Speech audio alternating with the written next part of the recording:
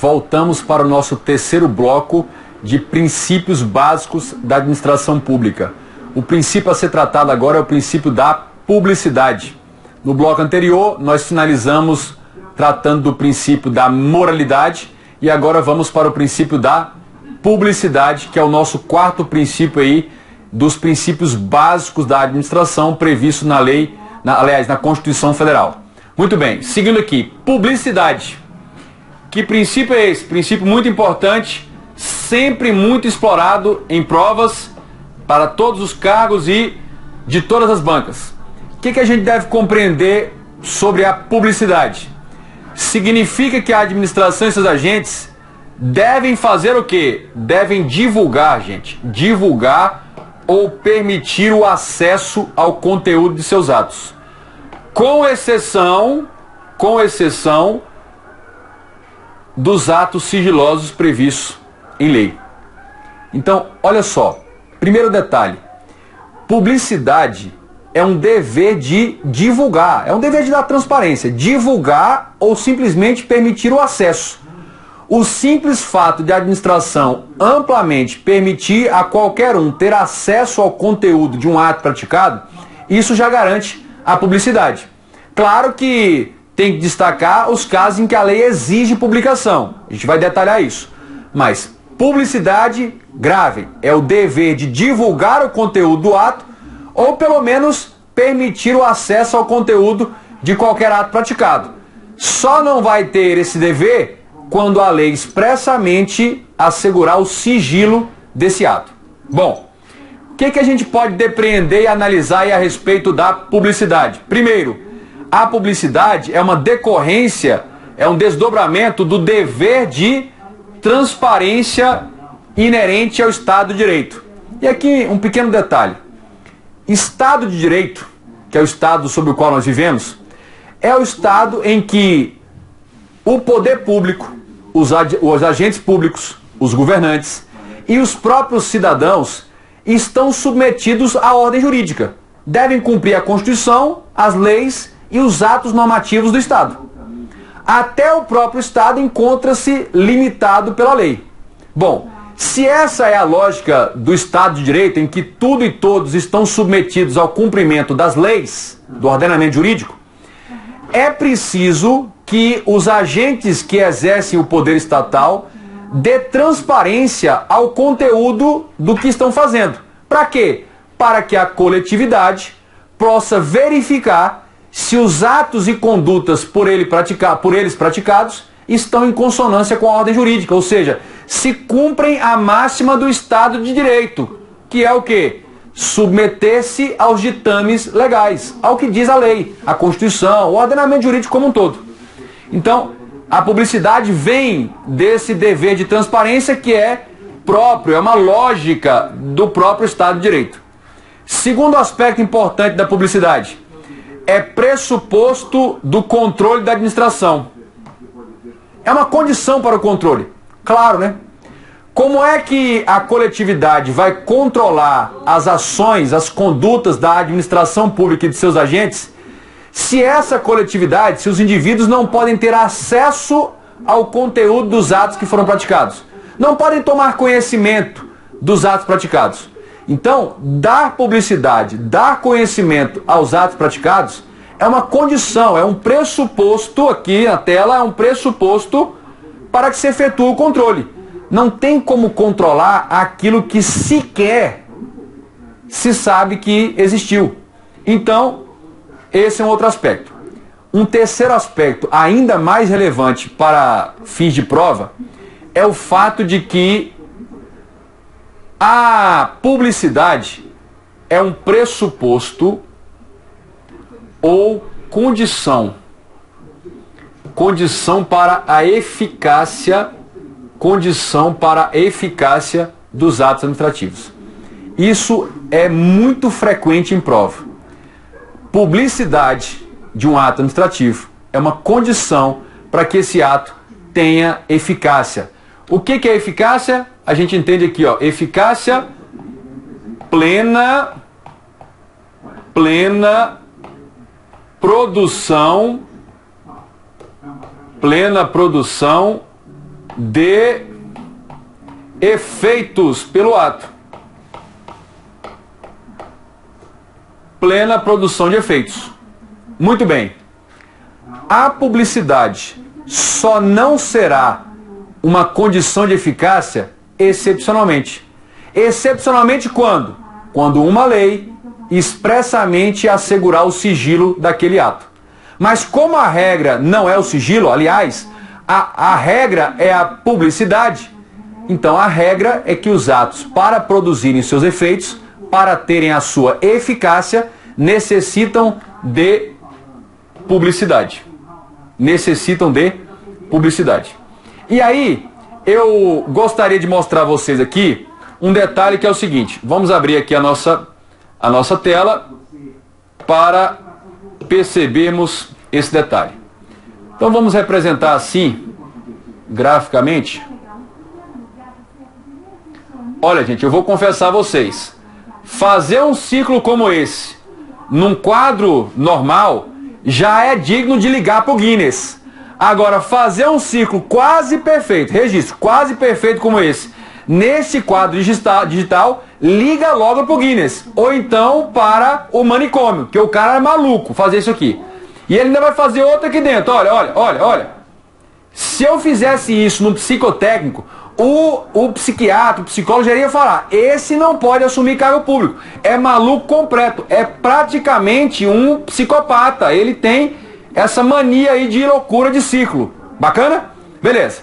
Fora a brincadeira é o seguinte. Esses círculos concêntricos é para representar os planos de um ato. Um ato jurídico passa por 3 planos: a existência,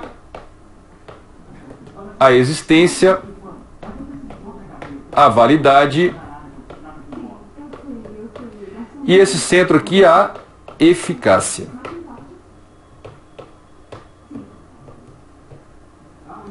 Muito bem. De forma bem tranquila, calma, paciência, vamos tentar exemplificar isso aqui numa situação concreta.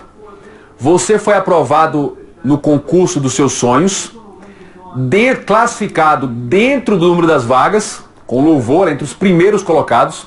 O concurso foi homologado e o prazo de validade 2 anos. E aí você está na sua casa, ansiosíssimo, aguardando a sua nomeação. Essa situação aí eu chamaria de o nada. Ou seja, enquanto não surgir no mundo jurídico um ato para pegar você e colocar, investir neste cargo, a gente está nesse limbo, nesse vácuo de ansiedade para fazer o churrasco da posse. Beleza? Esse é o nada. Desse nada, desse vácuo, até o pleno efeito de você entrar no exercício do cargo, vai ter de surgir um ato, e esse ato tem 3 planos. Então, o primeiro momento é nascer um ato, um novo ato administrativo no mundo jurídico. Quando é que nasce esse ato no mundo jurídico? Quando conclui. Conclusão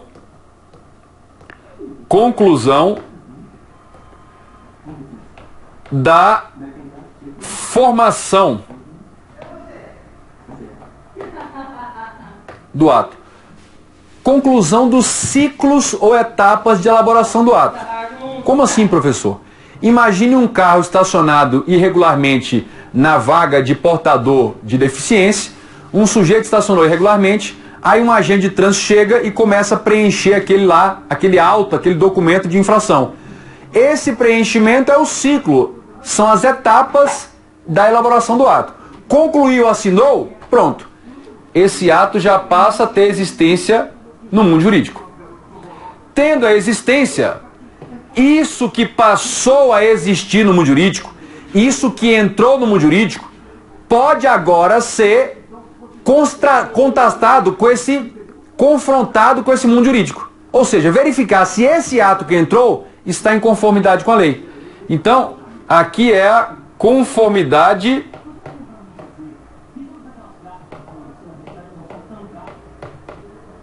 com a lei E aí também, por que não, princípios.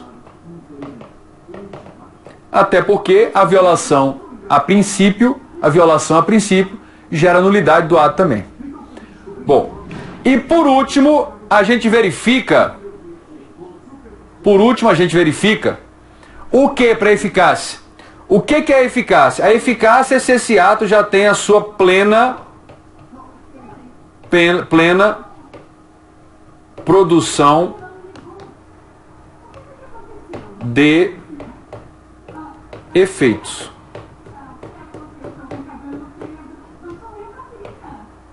Plena produção de quê? De efeitos. Muito bem. Então, antes era o nada, concluiu-se com a etapa de formação, o ato passa a ter existência no mundo jurídico.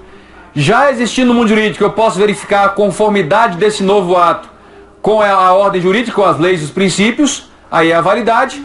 E se ele já estiver apto à sua plena produção de efeito, eu digo que ele tem eficácia. Comigo. Se um ato foi praticado e não recebeu a devida publicidade, a falta de publicidade compromete, prejudica a existência? Não. A publicidade não diz respeito à existência. O ato pode existir no mundo jurídico, já ter sido elaborado, concluído, mas ainda não recebeu a publicidade. Então ele existe, mas ainda não se comunicou os interessados ou possíveis interessados. Bom, agora, se o ato foi praticado e não foi dada a devida publicidade, eu posso dizer que ele é inválido? Não. Grava isso na sua cabeça. Publicidade não é uma condição, não é um requisito para a validade do ato. Lá na sua prova, se você não estiver muito atento e muito seguro dessa informação, vai dar uma coisa ruim no seu coração, como eu vejo acontecer com vários alunos, dá uma coisa ruim, aí o examinador diz: a falta de publicação no diário oficial torna o ato nulo ou inválido. Aí você, sim, e perde o item. Por favor, toma cuidado. Agora, a falta de publicidade, como regra, é condição para eficácia. Ou seja, sem a devida publicidade, o ato não pode produzir seus plenos efeitos. O ato não poderá produzir seus plenos efeitos. O ato só produz seus plenos efeitos, ou seja, só terá eficácia sem publicidade. O ato só terá eficácia sem a devida publicidade quando a lei expressamente determinar que esse ato é sigiloso. E a gente vai ver quando mais à frente. Pegaram isso aqui? Gostaram aí? Fizeram um desenho parecido aí no caderno? Gravaram? Maravilha. Atenção a isso. Volto a advertir. Publicidade não é condição para validade. Não é condição para isso. É condição para eficácia. Voltando. Então, já sabemos essa informação. É pressuposto a condição de eficácia. Você só vai colocar aí. Exceto atos sigilosos. Exceto atos administrativos sigilosos. Continuando. Toma cuidado com uma coisa. Isso é uma explicação voltada para a prova, para a questão de prova, não é para compreensão de matéria. Prova, é um cuidado para a prova. Esse decreto aqui é o decreto 171 de 94. Esse decreto, ele estabelece o Código de Ética dos Servidores Públicos Federais.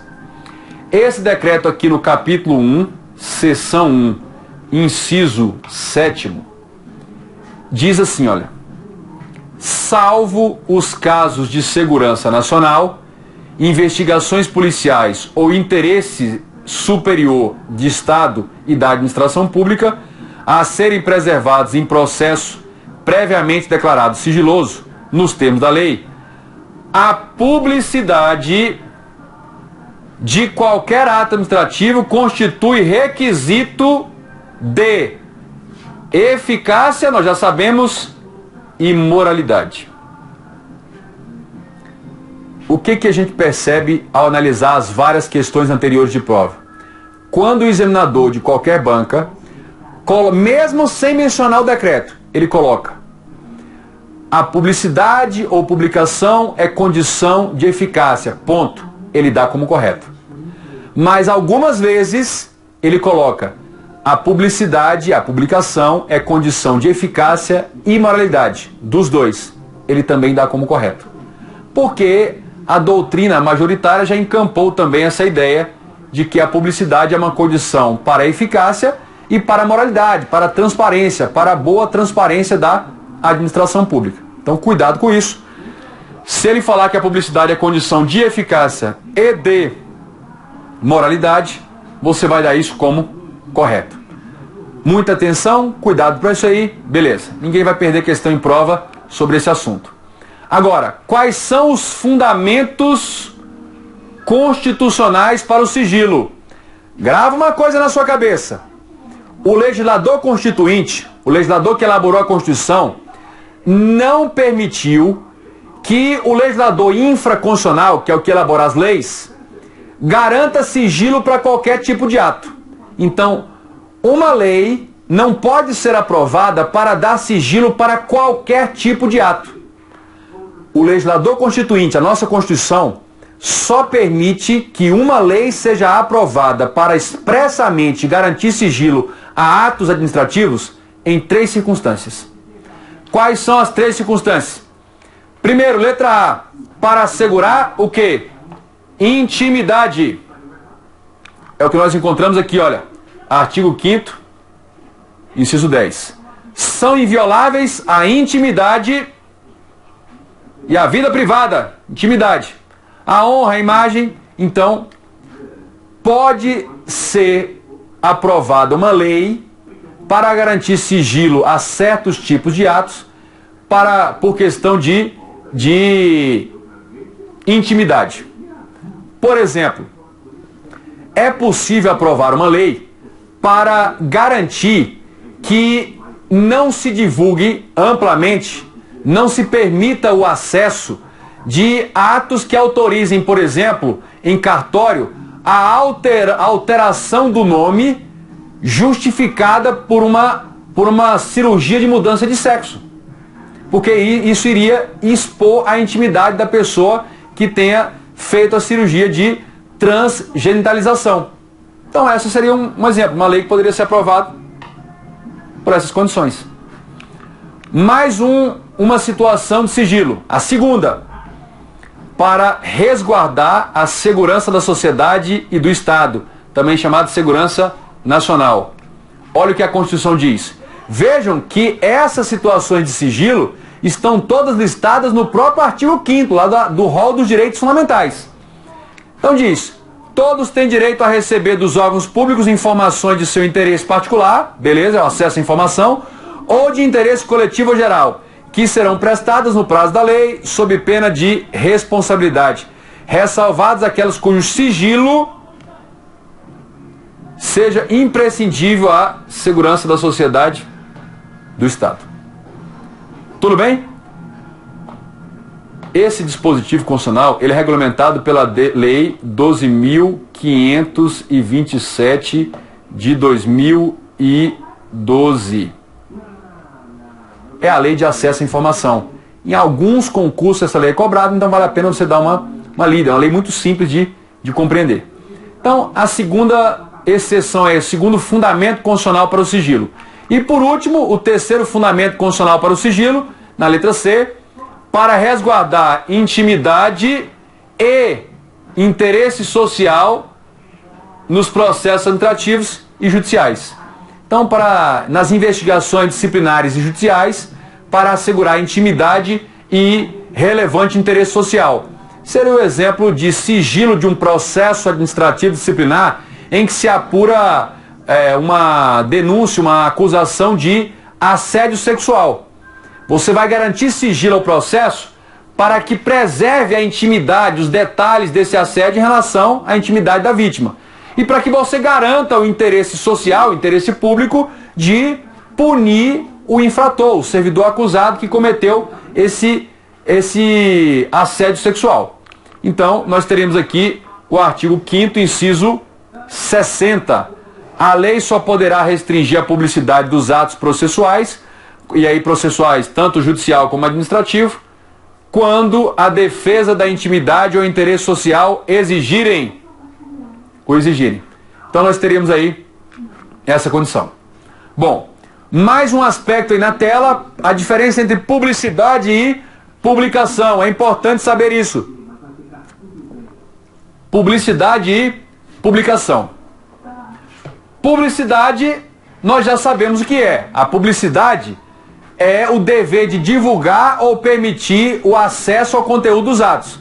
É o dever geral aí de transparência, vem lá do Estado de Direito. Bom, mas nós podemos representar graficamente o seguinte, aqui como sendo a publicidade. Aqui como sendo a publicidade. E esse subconjunto aqui dentro como sendo a publicação.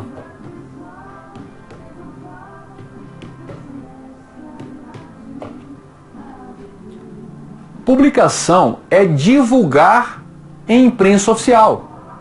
Publicação é divulgar o ato no Diário Oficial, no Jornal Oficial, Diário Oficial do Estado, Diário Oficial da União, do município, quando houver. Então vejam o seguinte,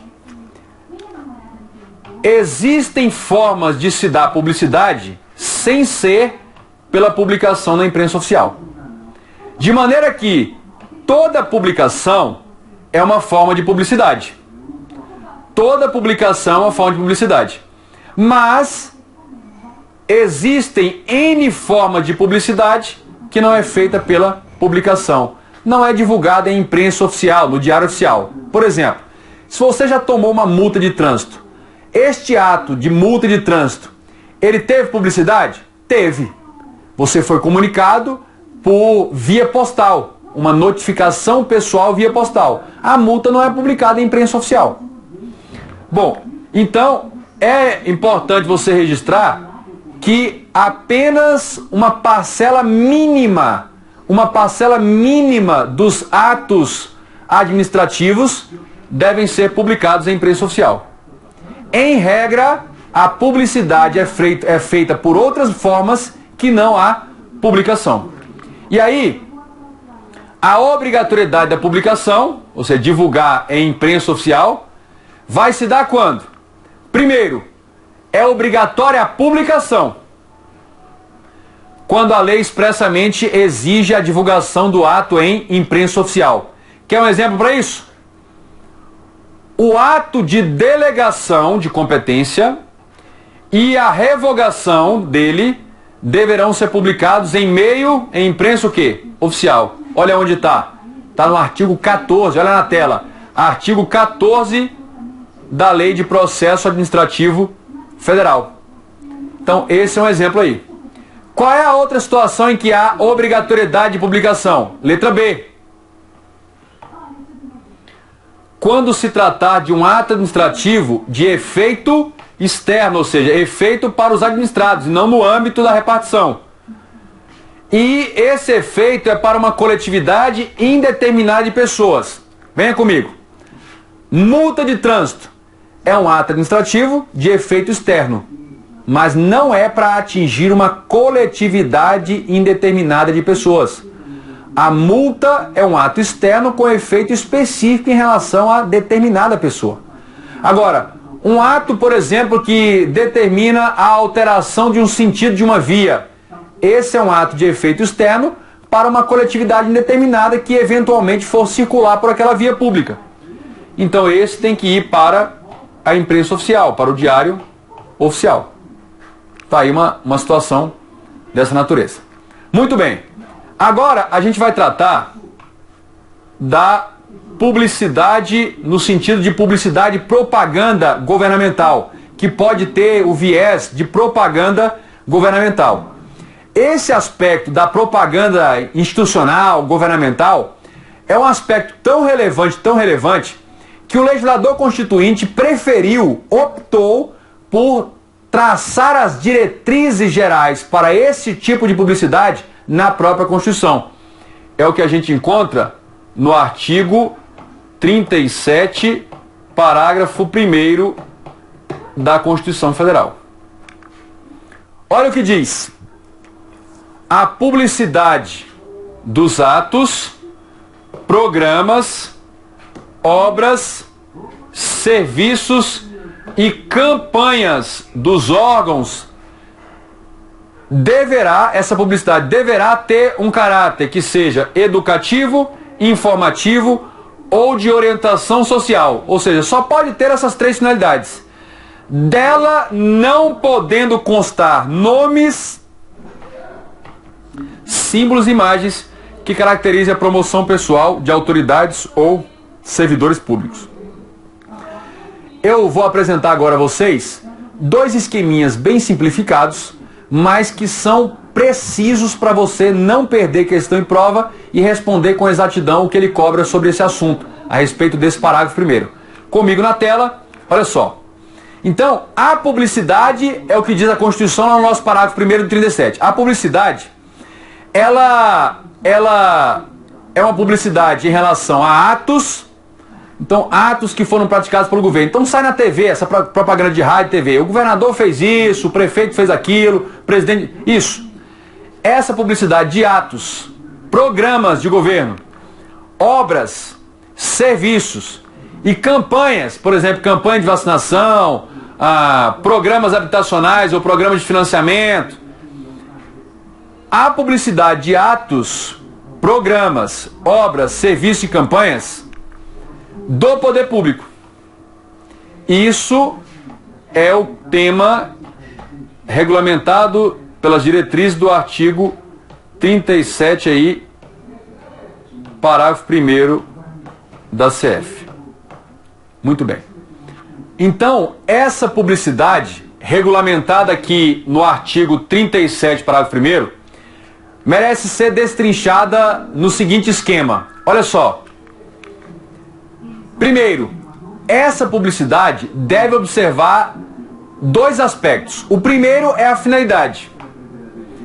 Essa publicidade de atos, programas, campanhas, obras, serviços, deve ter uma ou mais dessas 3 finalidades: educativa, informativa ou de orientação social. O que vai acontecer se a publicidade descumprir essas finalidades? O descumprimento acarreta a violação do princípio da publicidade. Isso é o que normalmente ele coloca em prova, que a realização dessa publicidade, descumprindo as finalidades que estão previstas na Constituição, educativa, informativa ou de orientação social, viola o princípio da publicidade. E às vezes ele coloca também o princípio da finalidade.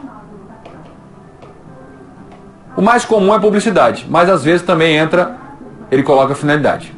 O segundo aspecto deve ser observado. Letra B. É vedada, é proibida a autopromoção do agente público mediante divulgação indevida de quê?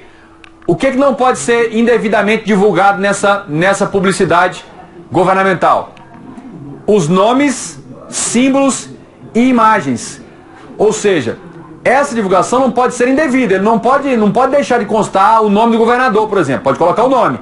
O que não pode é fazer uma divulgação indevida para se autopromover. Se descumprir essa proibição, o descumprimento viola o princípio da impessoalidade. E às vezes ele coloca em prova o princípio da moralidade também. Moralidade também. Então, muita atenção para esses 2 aspectos. A letra A, que são as finalidades da publicidade, só pode ser educativa, informativa e de orientação social. Descumprindo as finalidades, qual o princípio violado? Publicidade. Ou então ele fala finalidade pública. E se descumprir a proibição de autopromoção do agente, descumpriu a proibição de autopromoção mediante divulgação de nomes, símbolos e imagens, aí você tem uma violação ao princípio da impessoalidade. Ao princípio da impessoalidade. Concluímos aqui esse bloco. No próximo bloco voltaremos para analisar o último princípio básico da administração, que é o princípio da eficiência.